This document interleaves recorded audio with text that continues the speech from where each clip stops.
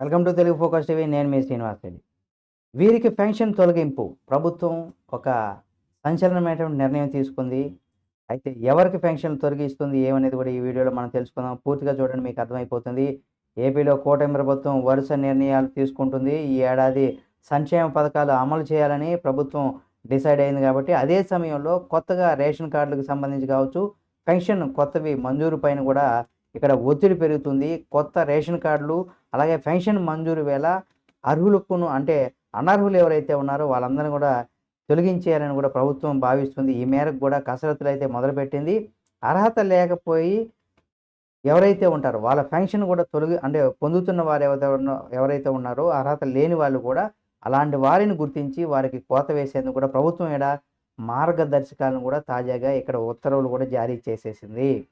అయితే ప్రభుత్వం ఎటువంటి కసరత్తులు చేస్తుంది అటువంటి వారికి సంబంధించినవి మనం చూసినట్లయితే, ఇక్కడ ఆంధ్రప్రదేశ్‌లో తాజాగా అర్హత లేకపోయినటువంటి పెన్షన్ అందుకుంటున్న వారికి కోత వేయాలని కూడా నిర్ణయం తీసుకోవడం అనేది కూడా ఒక పెద్ద సంచలనమైనటువంటి నిర్ణయంగా మనం చెప్పుకోవచ్చు. ఎందుకంటే ముఖ్యమంత్రి చంద్రబాబు నాయుడు గారు ఇదే విషయాన్ని స్పష్టం చేశారు.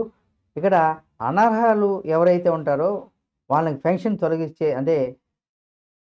తీసేయాలని కూడా ఆయన వెల్లడించారు. పెద్ద సంఖ్యలో నకిలీ సర్టిఫికేట్లతో వికలాంగ పెన్షన్ కూడా తీసుకుంటున్నట్లుగా కూడా క్షేత్రస్థాయి నుంచి కూడా ప్రభుత్వానికి సమాచారం అందింది. అయితే పూర్తి స్థాయిలో విచారణ లేకుండా వారికి పెన్షన్ కోత పెడితే కూడా సమస్యలు వస్తాయని భావిస్తుంది. దీంతో ప్రభుత్వం ఈ తరహా పెన్షన్లు వెరిఫికేషన్ కోసం మార్గదర్శకాలు కూడా జారీ చేసింది. రాష్ట్ర వ్యాప్తంగా 8,18,900 మందికి అలాగే వికలాంగులు పెన్షన్ తీసుకుంటున్నారు.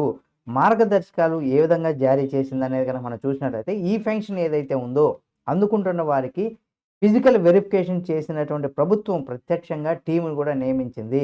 మెడికల్ పింఛన్దారులు ఎవరైతే ఉంటారో అంటే మెడికల్‌గా పింఛన్ తీసుకునే వారికి ఇంటి వద్ద మెడికల్ టీమ్ తనిఖీలు చేస్తుంది. వీరితో పాటుగా వికలాంగులకు పెన్షన్ తీసుకునే వారిలో కూడా ఆర్థోపెడిక్ అలాగే హ్యాండీక్రాఫ్ట్ ఎవరైతే ఉంటారో వాళ్ళని దృష్టిలో పెట్టుకొని వినికిడి లోపం ఉన్నవారు కావచ్చు, అలాగే మెంటల్ డిజార్డర్‌గా ఎవరైతే ఉంటారో అంటే మానసికంగా అనారోగ్యం గురైనటువంటి వ్యక్తులు కావచ్చు, ఇక కొంతమందికి బహుళ వైకల్యం ఉన్నటువంటి వారితో కూడా ఈ కేటగిరీలోకి వస్తారు. ఇంటింటికి వచ్చి వెరిఫికేషన్ టీము ఈ పెన్షన్ ఎవరైతే లబ్ధిదారులు వాళ్ళ సమక్షంలో కూడా ఆసుపత్రులకు తీసుకెళ్ళి పరీక్షలు చేయించాలని కూడా ప్రభుత్వం తాజాగా మార్గదర్శకాలను అయితే స్పష్టం చేసింది. లబ్ధిదారులు దగ్గరలో ఉన్నటువంటి ప్రభుత్వ ఆసుపత్రులకు వెళ్ళి మెడికల్ కాలేజీల్లో వెరిఫికేషన్ చేయించాలని కూడా నిర్దేశించింది. ఈ వెరిఫికేషన్ పూర్తయ్యాక ఏం చేస్తారని కనుక మనం చూసినట్లయితే, ఈ పింఛన్దారులు ఎవరైతే ఉన్నారో తనిఖీలు చేసే టీంలో కూడా ఆర్థోపెడిషియన్, అలాగే జనరల్ ఫిజిషియన్, అలాగే పీసీ మెడికల్ ఆఫీసర్లు, అలాగే డిజిటల్ అసిస్టెంట్లు కూడా ఉంటారు. ఏ కారణంతో పెన్షన్ తీసుకుంటున్నారు, దానికి సంబంధించినటువంటి వైద్యుల ద్వారా కూడా రీవెరిఫికేషన్ చేయిస్తున్నారు. జిల్లా కలెక్టర్ ఆదేశాల మేరకు కూడా టీం అయితే ఏర్పాటు చేసేలా కూడా ఇక్కడ ప్రభుత్వం స్పష్టం చేసింది. తనిఖీల సమయంలో కూడా 18 ప్రశ్నలు కూడా పెన్షన్దారుల నుంచి కూడా సమాధానం రాబట్టాల్సి ఉంటుంది.